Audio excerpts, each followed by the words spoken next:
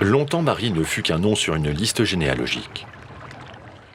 Celui d'une cité dont la tradition mésopotamienne faisait le siège de la 10e dynastie royale après le déluge. Entendez par déluge cette catastrophe naturelle des temps anciens, sans doute provoquée par des crues massives du Tigre et de l'Euphrate, et qui fut à l'origine d'un mythe sumérien, repris plus tard dans la Bible. Il faut attendre le XXe siècle pour que Mari devienne une réalité tangible. Août 1933, Syrie, moyenne vallée de l'Euphrate.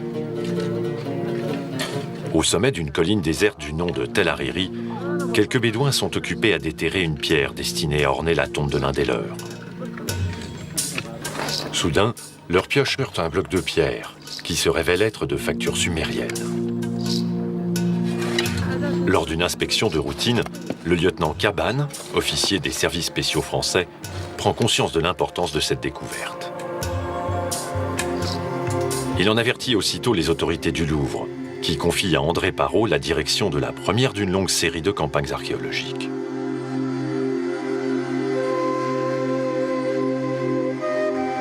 Très vite, le site révèle son identité grâce à la dédicace d'une statue. Ici se dressait jadis la cité de Mari, mentionnée dans les listes royales de Sumer. La mise au jour, peu de temps après, du palais de Zimri-Lin, dernier souverain du royaume, allié puis ennemi du célèbre Hammurabi de Babylone, scelle définitivement la renommée du lieu.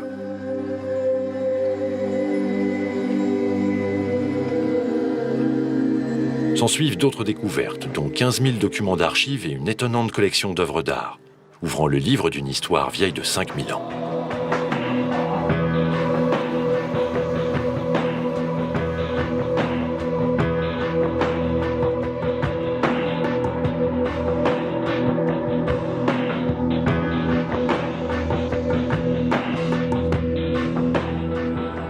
« 70 ans après, l'aventure de cette cité mésopotamienne n'est toujours pas terminée.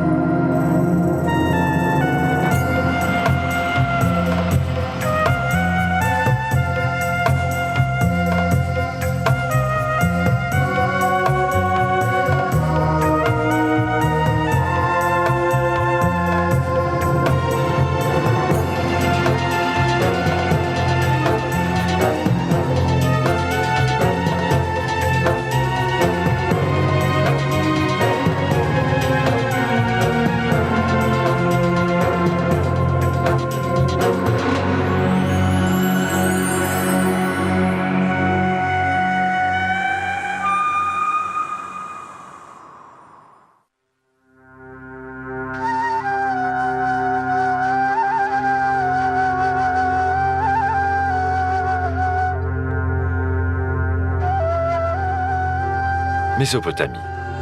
Le mot évoque de lointains souvenirs. La tour de Babel, Babylone, Nabucodonosor, Assurbanipal. Quelques vagues repères d'une région qui, pour beaucoup, flotte dans l'espace et dans le temps, quelque part du côté de l'Orient, aux heures bibliques.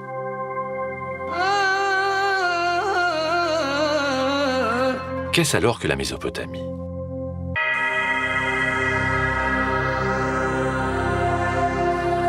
Son nom vient de Mésos, milieu, et Potamos, fleuve. Les Grecs, les premiers, dénommèrent ainsi la région située entre le Tigre et l'Euphrate. Cependant, les recherches scientifiques du XXe siècle ont montré que la culture mésopotamienne s'est développée au-delà des deux fleuves, sur l'ensemble du bassin hydrographique. Large comme un delta, fertile et navigable, ce bassin a permis à l'homme de s'épanouir sur cette terre. Il constitue également le creuset où se sont mêlés les différents peuples qui s'y sont installés. Akkadiens, Sumériens, Amorites, Babyloniens, Kassites, Assyriens et Araméens, formant ainsi ce que l'on appelle la civilisation mésopotamienne, l'une des plus anciennes et des plus novatrices de l'histoire. Entre le 7e et le 4e millénaire, elle se rend maître de l'eau et de la terre, développe l'élevage et l'agriculture, invente la céramique, la métallurgie et la roue. Au 3e millénaire, elle accomplit l'une des étapes essentielles de l'humanité, l'invention de l'écriture. Dès lors, elle mène les premières expériences de gestion économique et administrative, élabore les premières lois et les premières formes de littérature. Enfin, elle aménage de nouveaux cadres de vie et donne naissance aux premières cités comme Mari, dont les découvertes ont renouvelé la connaissance que l'on avait de la Mésopotamie et des premiers pas de l'urbanisme.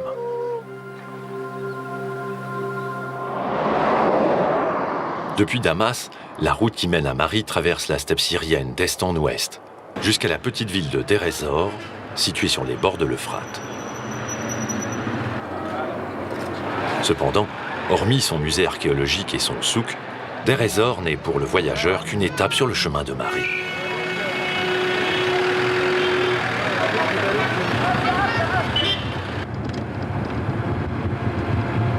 Le lendemain matin, reprenant notre route, nous longeons l'Euphrate, en aval de Deir ez-Zor.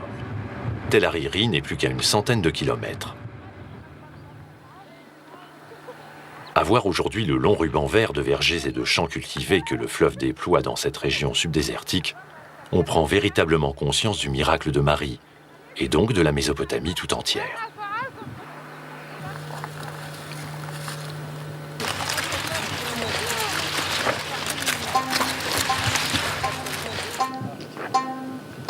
Au commencement de Mari, il n'y avait rien, excepté un bout de fleuve. L'ancienne cité mésopotamienne serait-elle l'œuvre du prodige? Plus simplement de la volonté et de l'ingéniosité des hommes qui l'ont fondée au 3e millénaire avant Jésus-Christ.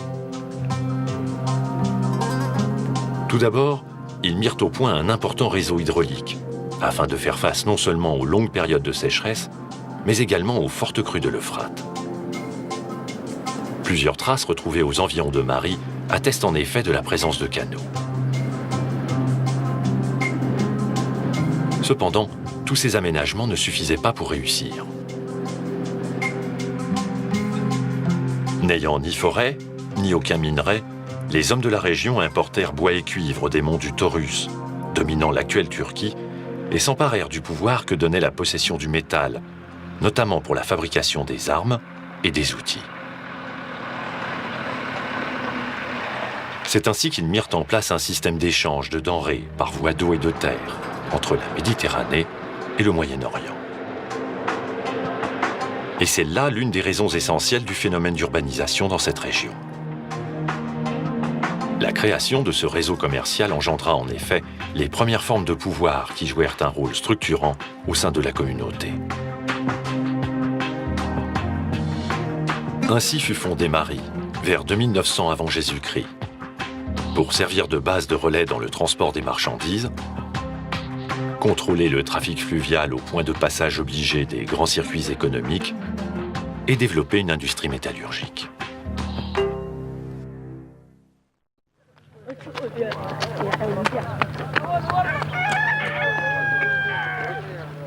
Dès le lendemain matin de notre arrivée, nous nous mettons à l'heure de la mission française, installée sur le Tel Hariri. 5h30, c'est l'appel des ouvriers. Puis le cortège des acteurs de la Renaissance de Mari se met en marche au son chaotique des brouettes. Hier comme aujourd'hui, le Tel cache bien son secret et impressionne peu le visiteur non averti.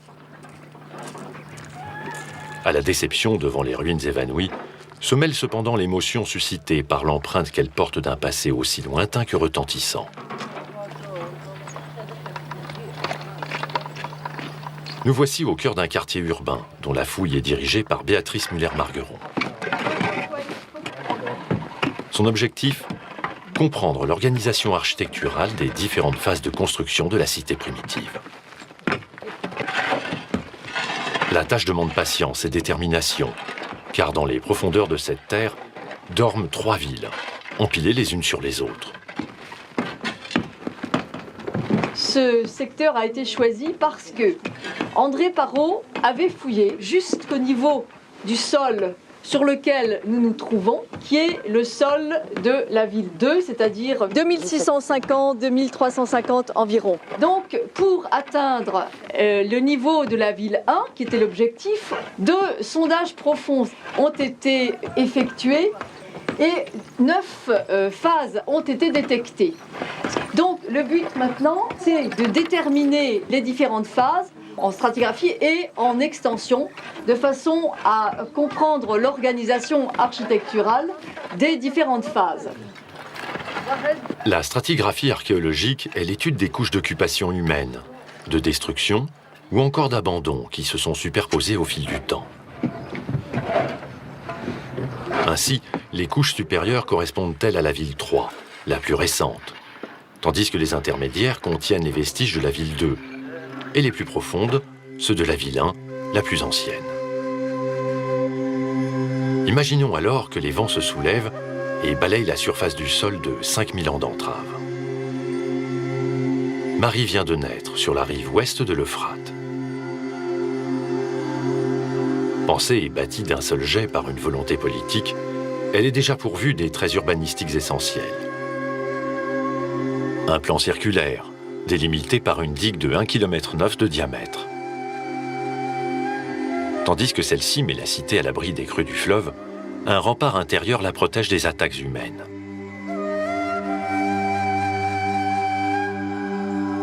Le centre et la périphérie communiquent via des rues principales rayonnantes, reliées entre elles par des rues secondaires. Enfin, un canal artificiel de 30 mètres de large, raccordé à l'Euphrate, traverse la ville et lui assure son approvisionnement en eau, ainsi qu'un accès direct au trafic fluvial. Vers 2700, Marie est abandonnée. Avec l'arrivée d'un nouveau pouvoir, la cité se densifie.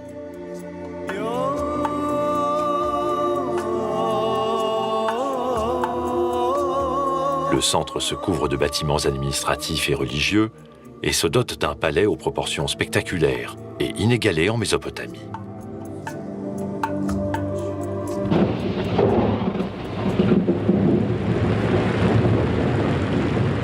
Les nouveaux venus développent également un ingénieux système d'évacuation des eaux de pluie.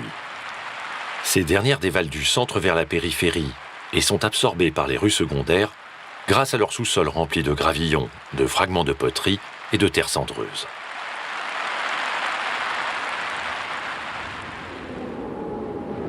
Vers 2250, suite à l'invasion du peuple akkadien, Marie est placée sous la tutelle d'un nouveau gouverneur et la ville est fortement détruite.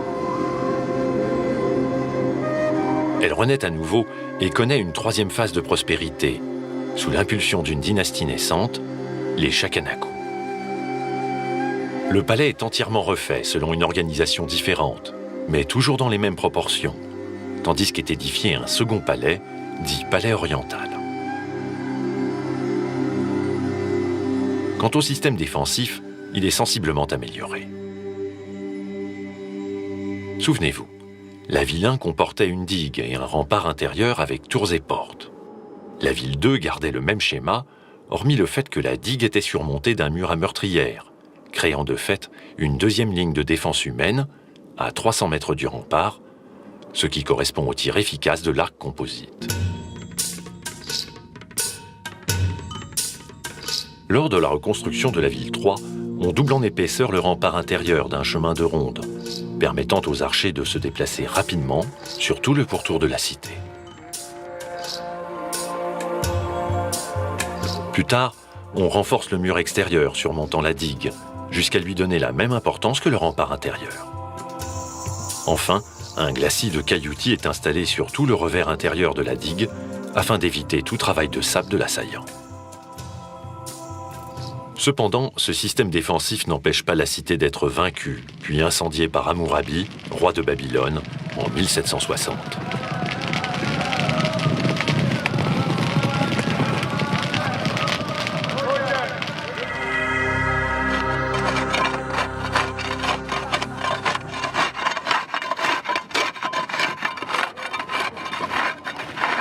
Cette reconstitution n'aurait pu être possible sans le résultat de longues années de recherche sur le terrain.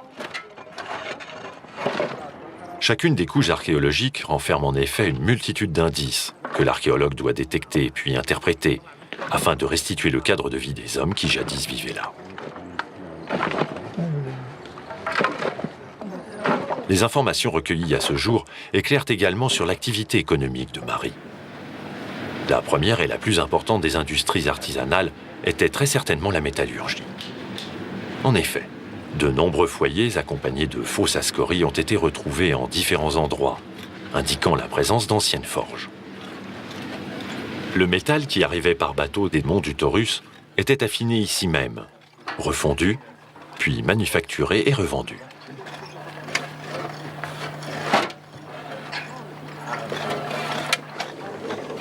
Béatrice et son équipe ont également dégagé un autre type d'installation.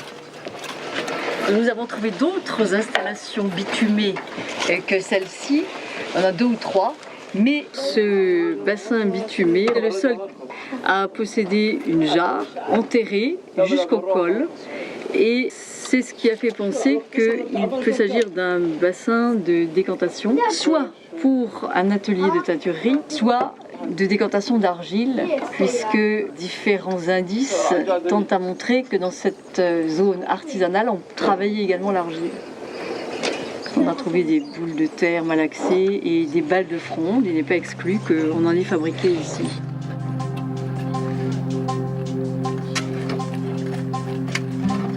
Ces projectiles, qui étaient utilisés comme armes de combat ou de chasse, ont été trouvés par centaines à Marie.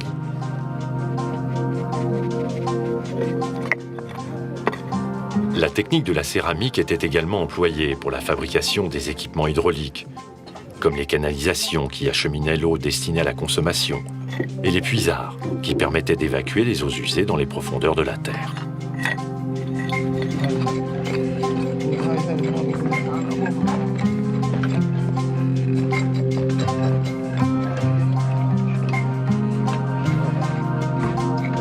Les ateliers de potiers, enfin, produisaient toutes sortes de récipients alimentaires pour une utilisation domestique. Bon, il n'y a pas tellement de variété de formes. Là, vous avez surtout des fonds de bols. Ce qui est intéressant, ce sont les bords, voilà, comme ceci. Hein, c'est ça qui vous donne la nature de la céramique. C'est sans doute un bol, là aussi. Apparue dès le 7e millénaire, la technique de la céramique ne prend son véritable essor qu'à partir du 4e millénaire, avec l'utilisation du four, qui permet une concentration de la chaleur et son intensification par la réfraction de la terre. Mais avant de cuire l'argile, le four fut créé pour la cuisson des aliments, et notamment celle du pain.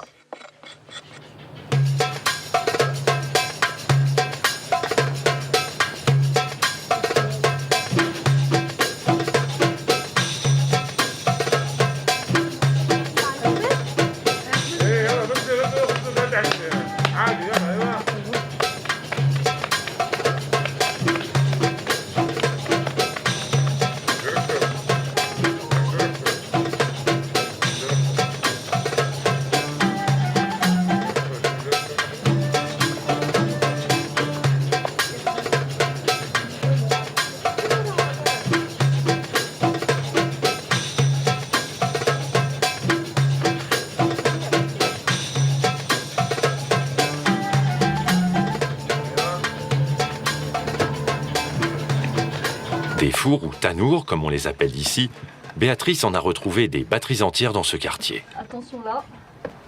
Alors la présence de tanours dans ce secteur artisanal peut paraître un peu étonnante.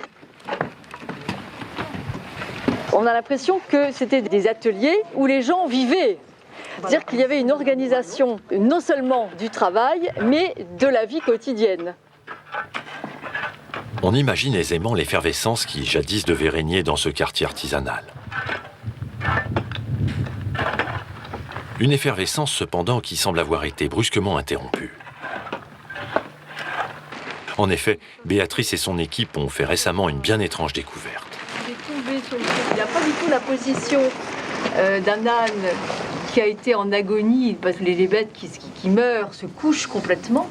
Donc la tête aurait été couchée. Là, elle est verticale, ce qui laisse entendre qu'il a été écrasé, il a été tué brusquement. Donc on a supposé que c'était un âne qui était tombé avec sa charrette et une cargaison de matière dans des vases et que ça s'est renversé. Le plus étonnant est que ce squelette est le deuxième retrouvé au même niveau sur ce chantier. Le premier, lui, était accompagné de l'empreinte d'une roue de charrette. Alors, que s'est-il passé? Deux équidés tombés comme ça suppose qu'il y a eu un effondrement, peut-être général du secteur, qui a permis d'ailleurs que les squelettes soient conservés. Ce n'est pas tout. Sous ces bâches se cache un autre indice qui confirme l'hypothèse des archéologues.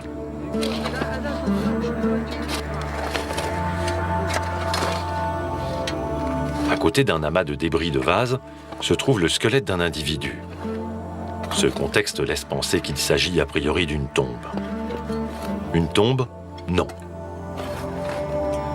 Car là aussi, la position du corps n'est pas naturelle. Dans le cas des inhumations, le défunt est toujours couché sur le côté. Ce Mariotte est donc tombé en arrière brutalement, et la mort semble bien l'avoir saisi au moment où il chargeait ou déchargeait son âne d'une cargaison de peau.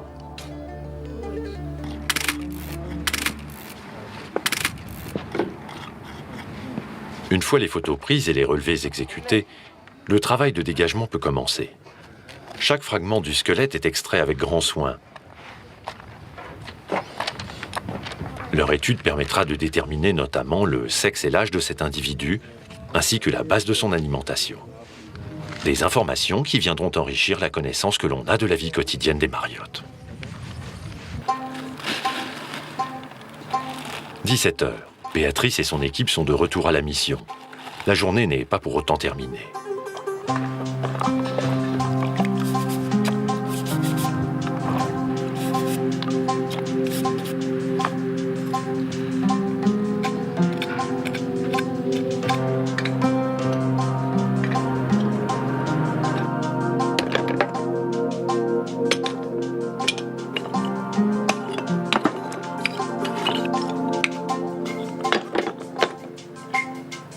Une fois nettoyés, les objets archéologiques sont triés, inventoriés, puis classés selon leur lieu de découverte, leur nature, leur forme et leur décor, avant d'être restaurés, dessinés et étudiés par des spécialistes.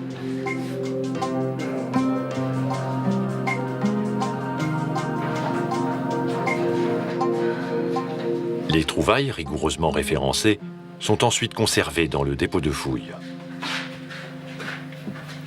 Sur ces étagères, point de statues ni d'objets précieux, mais des fragments, comme cette lame de couteau ou bien encore cette roue en terre cuite appartenant à un modèle réduit de char, ce véhicule inventé par les Mésopotamiens à la suite de la roue. Mais on trouve aussi des objets ayant un rapport avec une technologie très précise. Par exemple, ce petit objet qui n'est pas très spectaculaire représente une cuillère qui a servi dans une forge. Il nous manque les deux extrémités, mais cet objet était fixé à une outre que l'on comprimait pour faire une chasse d'air à l'intérieur, et la force de la pression sur l'outre donnait un souffle puissant qui activait le feu et des charbons de bois qui servaient à faire fondre le cuivre, ou le cuivre et l'étain pour faire du bronze dans les creusets qui reposaient sur les charbons de bois incandescents. 18h. Archéologues, architectes, dessinateurs et restaurateurs, tous se retrouvent dans la pièce commune, qui sert à la fois de salle à manger et de salle de réunion. C'est l'heure du bilan. Sous l'œil attentif des membres de la mission, Béatrice rend compte des découvertes et des observations de la journée dans son secteur.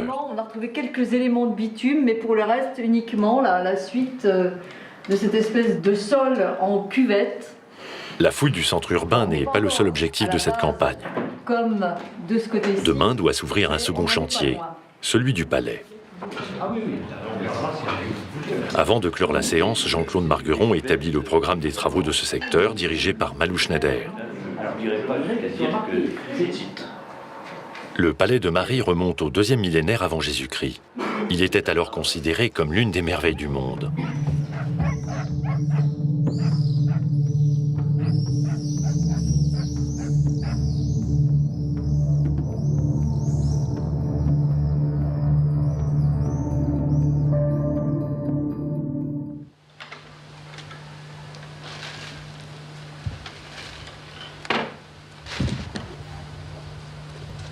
Il est 5 heures. À l'appel du coq, la maison de la mission archéologique française sort peu à peu de sa torpeur.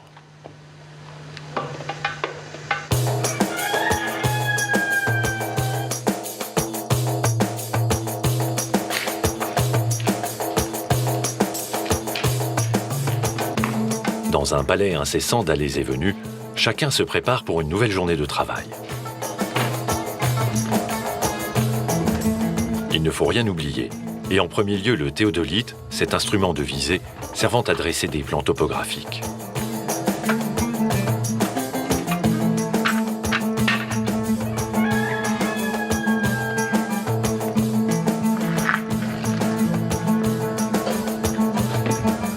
Une fois l'équipement rassemblé, tout le monde se retrouve dans la salle à manger pour un solide petit déjeuner. Les objectifs de la journée ?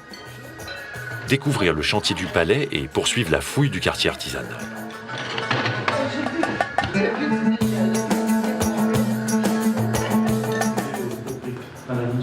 Tandis que le ciel se teinte des premières pâleurs dorées de l'aurore, les ouvriers s'affairent dans le dépôt d'outils.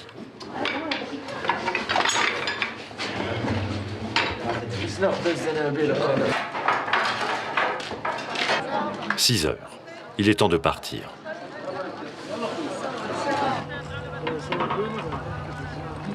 Comme tous les matins, les équipes s'égrènent sur le Tel Hariri, cette colline archéologique où dorment les vestiges de l'ancienne métropole royale.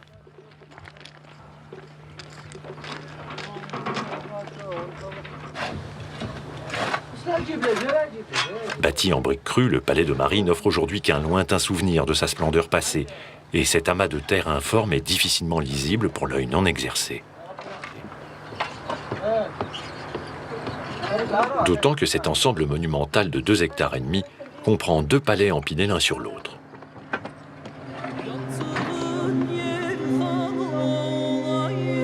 Le premier fut construit au milieu du 3e millénaire par une dynastie étrangère de gouverneurs, les Agadéens. Le second fut édifié au début du 2e millénaire, selon un nouveau concept, mais toujours à la même échelle, par la dynastie des Chakanakou. Cette nouvelle résidence royale s'organisait en 2 grands corps.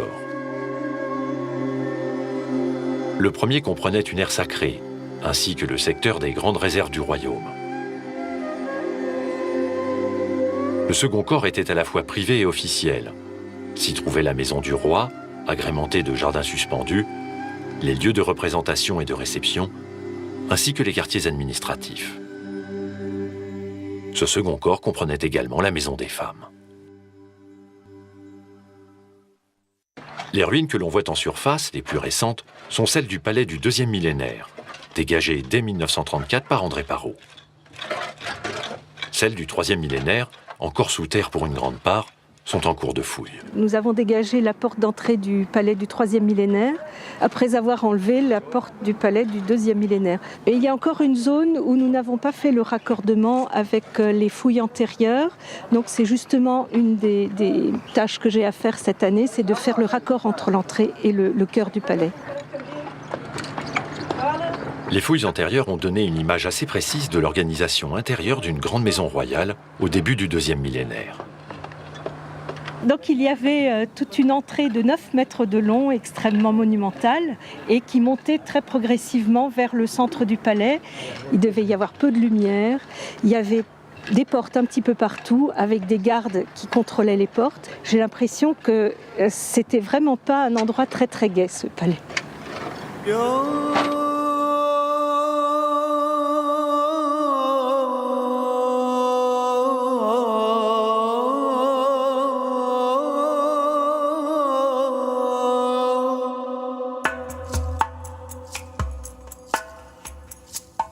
Une fois franchi cet imposant dispositif sécuritaire, le visiteur accédait à une première grande cour. L'invité, qui avait obtenu audience, devait se diriger ensuite vers une autre porte, située dans l'angle nord-ouest de cet espace.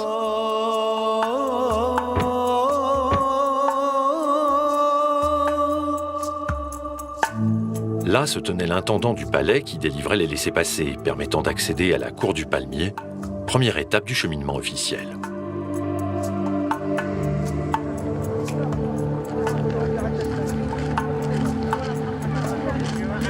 Le nom de cette seconde cour évoque le palmier artificiel qui, jadis, en marquait le centre et dont on peut encore voir l'emplacement. Grâce aux indices archéologiques recueillis au cours de la fouille, on peut se faire une idée de son faste originel. Cette cour, entièrement plâtrée de blanc, était entourée de hauts murs ornés de peintures, dont la plus célèbre et la mieux conservée est celle qui représente l'investiture du roi. La composition est celle d'un triptyque avec 2 volets latéraux, symétriques, totalement symétriques.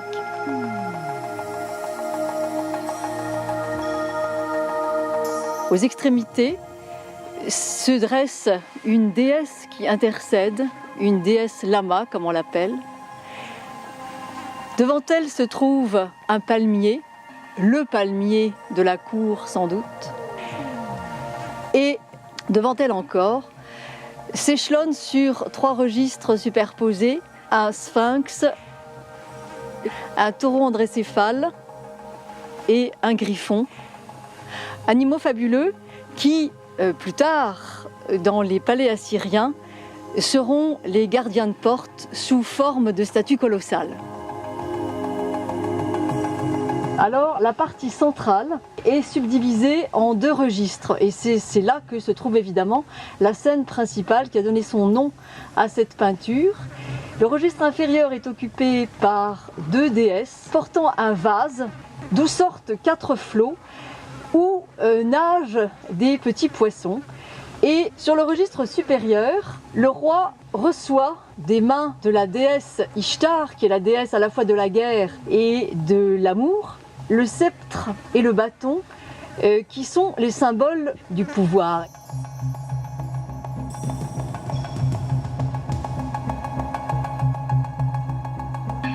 Cette peinture, qui n'est pas une fresque véritable, est la seule composition retrouvée au Proche-Orient en place qui se présente sous forme de tableau. Un tableau qui est extrêmement riche sur le plan symbolique. Tout d'abord, chacun des sujets de la composition est porteur d'un message. Par exemple, les palmiers dattiers ainsi que les déesses tenant un vase d'où jaillit de l'eau rappellent que le roi est le garant de la fertilité et donc de la prospérité de son pays. Ensuite, la mise en scène des personnages est extrêmement savante. Observez bien. Tout d'abord, Ishtar, déesse de l'amour et de la guerre, se trouve exactement au centre de la composition picturale. Ce n'est pas tout. L'artiste utilise également un artifice de représentation, la technique du rabattement, qui consiste à dédoubler chaque élément.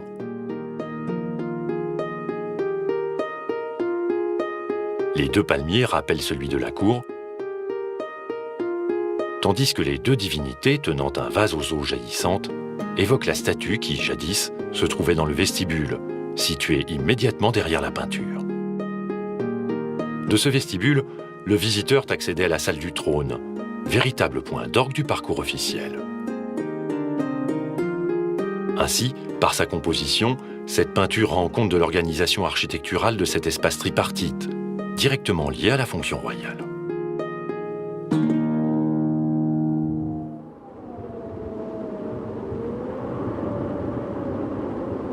C'est ici, dans la salle du trône, dont les murs s'élèvent encore à 6 mètres au-dessus du sol, que le futur roi était investi de ses pouvoirs. Le socle de pierre sur lequel reposait jadis le trône d'ivoire, d'or et d'argent, y est encore en place.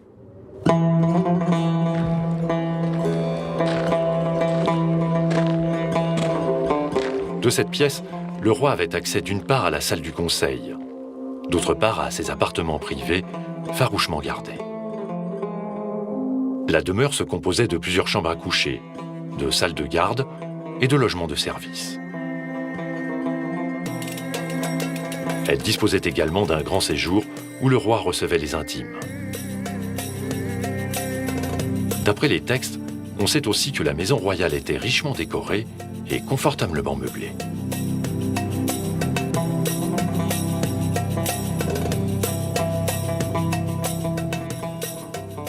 il y a beaucoup de richesse dans le palais. Et évidemment, c'est le palais, donc c'est le lieu le plus riche avec les temples. Il est normal qu'il y ait eu beaucoup d'objets précieux. Dans les maisons particulières, il y en avait certainement moins. Mais il y a aussi un confort relatif pour les soins corporels. Et puis, il y a le confort exceptionnel. Par exemple, le roi possède des glacières souterraines. Bien entendu, même les classes moyennes de la ville n'ont pas accès à ce genre de confort. Mais il est assez remarquable de penser que le roi était capable de faire venir des chargements de neige tassée, de glace, des montagnes du nord pour avoir des boissons fraîches à certains moments de l'année.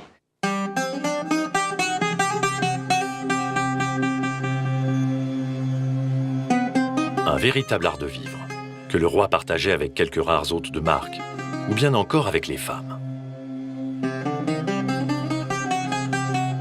Et des femmes, il y en avait beaucoup. La grande reine et les dames de la famille royale, les épouses du souverain et celles des rois vaincus, les concubines, mais aussi des femmes scribes, des chanteuses, des danseuses, ainsi que tout le personnel de service féminin. Toutes vivaient sous le même toit. Le harem, comme son nom l'indique en arabe, était strictement interdit aux hommes, hormis le roi.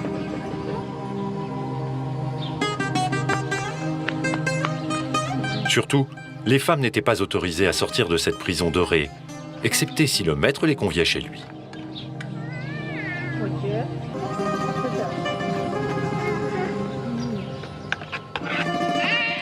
Cette faveur, on s'en doute, ne concernait que très rarement les servantes.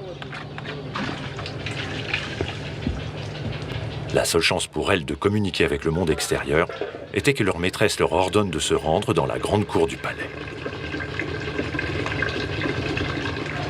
C'est la citerne où les femmes venaient puiser l'eau pour le bain de la reine, pour la cuisine, pour le grand échanson qui a soif, par exemple. Et elles se retrouvent donc toutes près de la citerne. Et donc c'est bien sûr un endroit où on bavarde, on se rencontre, on échange les informations.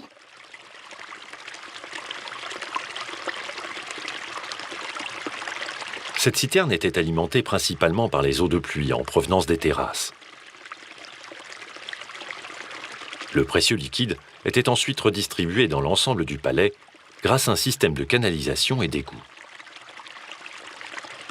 L'importance de ces installations hydrauliques tient notamment au fait que dans le palais vivaient jadis environ 1 millier de personnes. Une telle population nécessitait en effet plusieurs milliers de litres d'eau par jour. Elle demandait également autant de kilos de grains pour l'alimentation de base, sans compter la viande et les denrées de luxe mentionnées sur les tablettes, support de toute écriture à l'époque.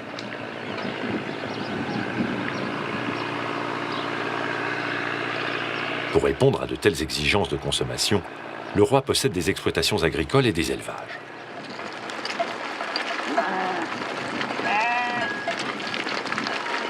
Le roi commerce également. Il achète des produits alimentaires, mais aussi des matières premières, et vend à l'étranger les produits manufacturés dans les ateliers de Marie. Enfin, il gère les grands entrepôts du palais, dans lesquels sont stockés les biens du royaume. Bref, il se comporte en véritable homme d'affaires, dans le seul dessein de se procurer des revenus et de se donner les moyens de sa politique.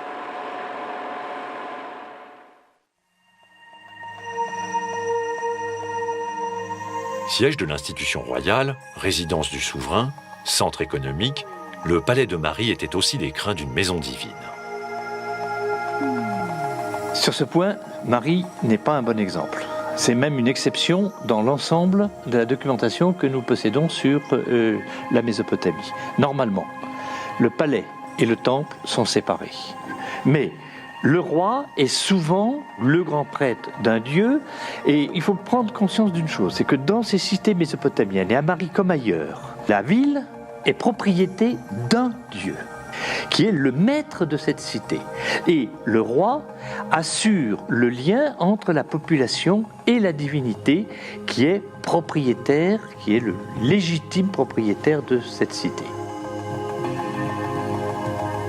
Unique par sa situation au cœur du palais, Le sanctuaire principal de Marie l'est aussi dans son modèle architectural, qui remonte au milieu du 3e millénaire. On a une organisation qui est fondée sur un grand espace central, comme celui-ci, avec sur le côté une deuxième salle très en longueur. Le premier espace central est le lieu des offrandes, et que j'appelle le lieu saint, et le lieu avec la grande salle allongée sur le côté, c'est le lieu d'habitat, c'est là où habite le Dieu, et on peut l'appeler le lieu très saint. Et puis il y a des pièces tout autour qui sont des dépendances, qui peuvent servir de sacristie, qui peuvent servir de dépôt, et qui ont un rôle dans la pratique quotidienne du culte. Dans les temples mésopotamiens, il n'y a pas de rassemblement de fidèles. Seuls les dignitaires pouvaient venir accomplir les rites, accomplir les offrandes. Et il faut savoir que ces palais, ces édifices, ces temples étaient fermés de l'intérieur. Et donc il y a une petite catégorie de prêtres qui y habitent.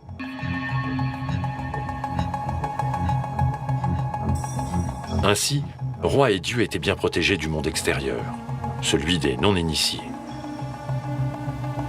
Si l'on connaît le nom des quelques souverains qui régnèrent ici, comme Puzur-Ishtar ou Ishtupilum, on ignore celui du seigneur de la cité.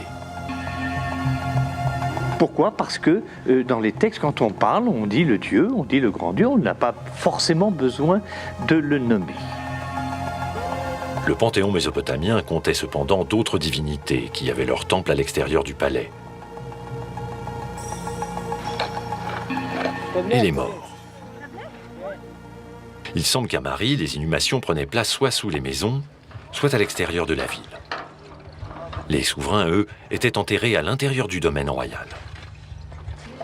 Malheureusement, leurs sépultures ont toutes été retrouvées vides de leur contenu. Afin de se faire une idée de ce qu'elles contenaient jadis, nous nous rendons sur le site antique de Qatna, situé au nord de Damas.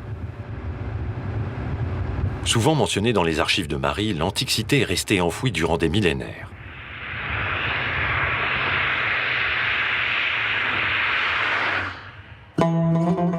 Lorsque les premiers dégagements commencèrent dans les années 1930, les habitants qui s'étaient installés sur les vestiges de l'ancienne ville furent déplacés à l'extérieur des remparts par les autorités. Avec ses maisons abandonnées, son école vide, ses mosquées et ses églises désertes, l'ancienne Qatna a aujourd'hui l'aspect d'un village fantôme.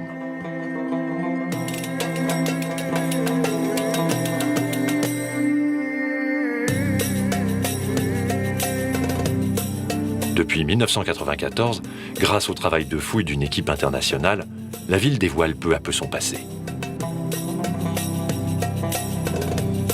Comme Marie, Qatna fut fondée au 3e millénaire pour servir de base de contrôle au cœur du grand trafic commercial moyen-oriental. Et comme elle s'est dotée d'un palais au 2e millénaire. Alors ici, on est dans la partie sud de la salle du trône, la grande salle du trône, la plus monumentale en Syrie et dans la partie nord de la Mésopotamie. Alors, il n'est pas fouillé dans sa totalité et on essaie de dégager l'ensemble des pièces et on va lancer l'an prochain le projet de restauration et de mise en valeur de l'ensemble des structures.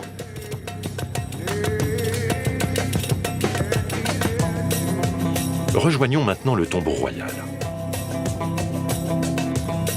Alors, vous avez vu la salle du trône.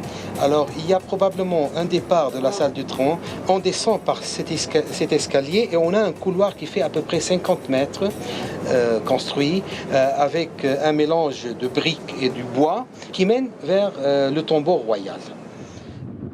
L'aventure qui a mené à l'automne 2002 les archéologues jusqu'à la dernière demeure des princes de Qatna n'a pas été moins palpitante que celle de la découverte de quelques célèbres tombeaux égyptiens. Alors, on s'est aperçu la présence d'un puits funéraire qui descend à peu près 3,5 mètres. Il est en partie taillé dans le rocher. C'était excitant parce que de l'extérieur, on voit l'or, on voit les vases en albâtre qui viennent de l'Égypte, les quantités des vases en ivoire et des sarcophages. Alors, on a installé ici une tente, des gardiens et il faut avoir de la patience, 1 jour, 2 jours. Et au bout de 15 jours, on a eu des analyses à Tübingen et à Damas que c'est bon, on peut rentrer. Alors ça a commencé la grande fouille qui a duré à peu près 2 mois jusqu'à Noël.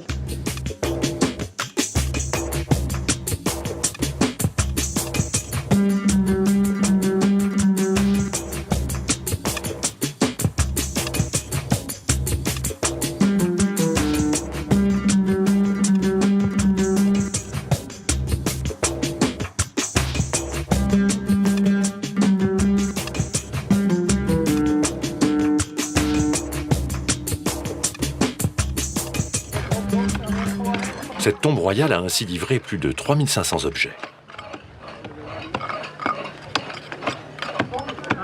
Dans cette salle, les archéologues ont découvert des vases, des jarres et des plats contenant encore des victuailles. Ici se tenaient à coup sûr les cérémonies des kispum, ou repas funéraires, qui avaient pour fonction de nourrir les défunts dans l'autre monde, mais aussi d'assurer la cohésion civique sous la protection des ancêtres.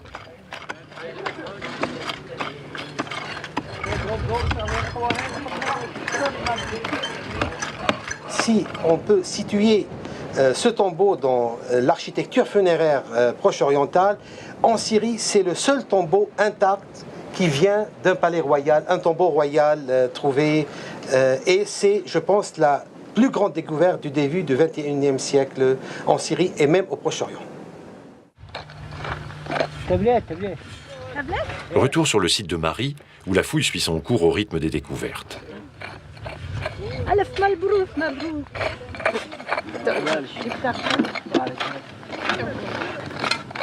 Spectaculaire ou non, chacune d'entre elles est une pièce de l'immense puzzle qu'est le palais du 3e millénaire de Marie, encore peu connu. L'un des ouvriers vient justement de trouver quelque chose dans la maçonnerie d'un mur. À première vue, il s'agit d'un simple fragment d'argile cuite.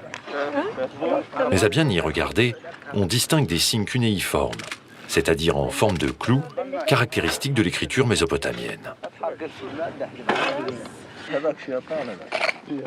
Ce type de document est le plus souvent retrouvé en lot dans les salles de dépôt, ou bien dans des casiers ménagers dans les murs. Alors, le tablette dans le palais, c'est une trouvaille, j'allais dire presque normale. C'est du palais que proviennent les 15 ou 16 000 tablettes qui ont été retrouvées et qui ont fait une bonne partie de la gloire de Marie.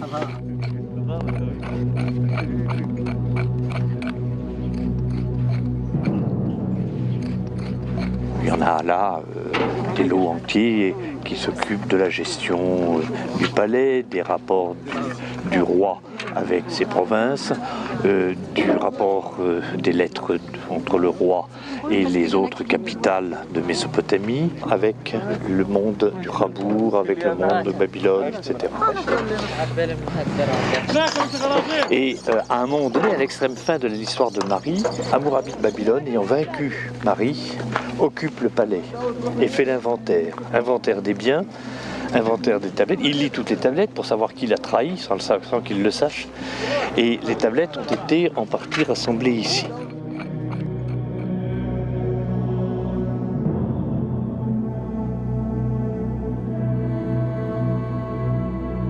Peu de temps après, Hammurabi ordonne d'incendier la ville.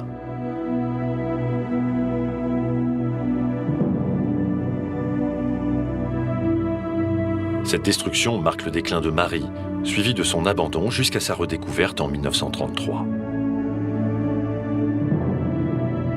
Depuis, un autre drame plus contemporain menace cette cité de terre, celui de sa destruction naturelle.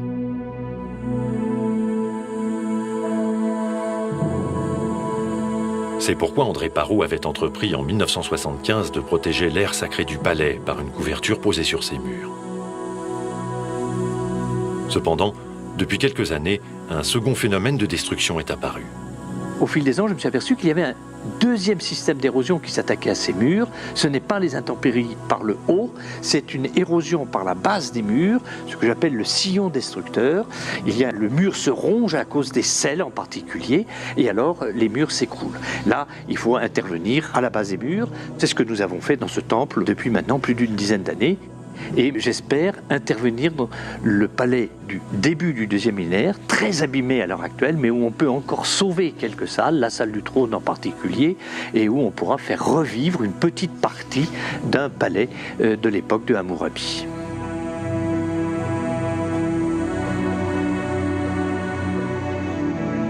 À voir l'état de conservation de la salle du trône au moment de sa mise au jour en 1934 et son état de délabrement aujourd'hui, on prend véritablement conscience du désastre.